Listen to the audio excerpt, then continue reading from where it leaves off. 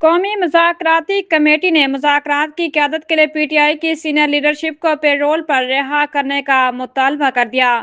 A are Y news کے مطابق national dialogue committee نے وزیر اعظم شہباز شریف کی جانب سے پاکستان تحریک انصاف کو مذاکرات کی دعوت کو خوش آئند قرار دیتے ہوئے کوٹ لکھپت جیل میں قید پی ٹی آئی کی سینئر قیادت کو پے رول پر رہا کرنے کی درخواست کی ہے۔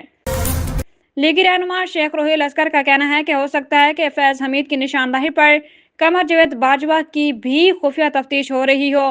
مسلم لیگ نون کے رہنما شیخ روحیل اسکر نے اے آر وائی نیوز کو خصوصی انٹرویو دیتے ہوئے کہا کہ فیض حمید کو ہمت کرنی چاہیے اور بتانا چاہیے وہ اکیلا نہیں تھا بلکہ اس کے ساتھ اور کون تھا۔ تاہم ہو سکتا ہے فیض حمید کی نشاندہی پر قمر باجوہ پر بھی خفیہ تفتیش ہو رہی ہو۔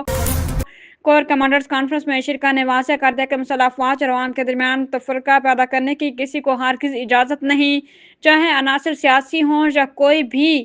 انہیں قومی یکجہتی سلامتی استحکام کو نقصان پہنچانے کی اجازت نہیں دی جائے گی۔ فوج کے شعبہ تعلقات عامہ آئی ایس پی آر کے مطابق آرمی چیف اور chief of defence forces field marshal Asim Munir کی زیر صدارت 273ویں کور کمانڈرز کانفرنس منعقد ہوئی۔